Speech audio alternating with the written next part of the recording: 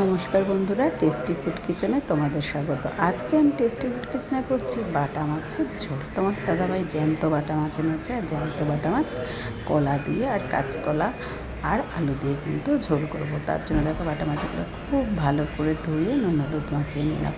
আর নুন হলুদ মাখানোর পরে মাছটাকে কিন্তু হালকা করে ভেজে নেবো, খুব বেশি ভাজবো না, একদম যে করে লাল ভাজবো সেরকম না, হালকা করে মাছটা ভেজে নেবো। আর কিচ্ছু মশলা দেবো না, একদম সিম্পল একটা টমেটো দেবো, আর তার মধ্যে দেবো একটু জিরের গুঁড়ো আর ধনে পাতা নামানোর সময়। তাহলেই কিন্তু আমাদের বাটা মাছের ঝোল একদম রেডি।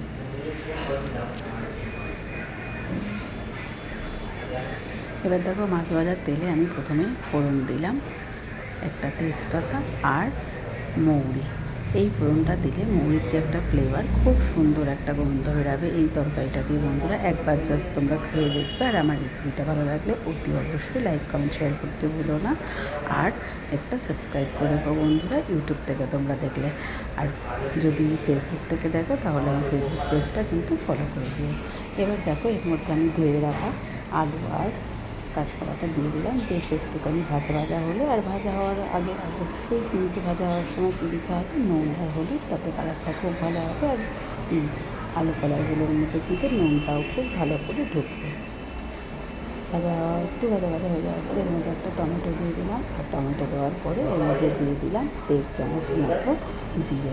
আর জিরেটাকে কিন্তু আমি একটু ভেজে করে যে গুঁড়ো করে রাখি সেই জিরেই ব্যবহার করেছি, তাতে কিন্তু মাছের ঝোলের গন্ধটা খুব ভালো হবে। তার জন্য এবার কিন্তু কষানোর পর আমি একটু পরিমাণ মতো জল দিয়ে দিলাম। জল দেওয়ার পর এবার কিন্তু আমি তরকারিটাকে একটু বেশি ফুটতে দেবো, আর আলু কলাগুলোও সেদ্ধ হয়েছে কিনা সেটা একটু চেক করে নেবো। বেশ 5-7 মিনিট ফোটার পরে আমি কিন্তু ভেজে রাখা মাছগুলোকে দিয়ে দিলাম। এবার আমি তরকারিগুলো বেশ ফুটিয়ে নেবো, আর তারপরে থেকে ধনেপাতা দিয়ে দিলাম। ব্যাস আমার কিন্তু বাটা মাছের ঝোল একদম রেডি বন্ধুরা। আর এই গরমে এরকম মাছের ঝোল খাওয়া কিন্তু খুব উপকার, অতি অবশ্যই তোমরা কিন্তু ট্রাই করো।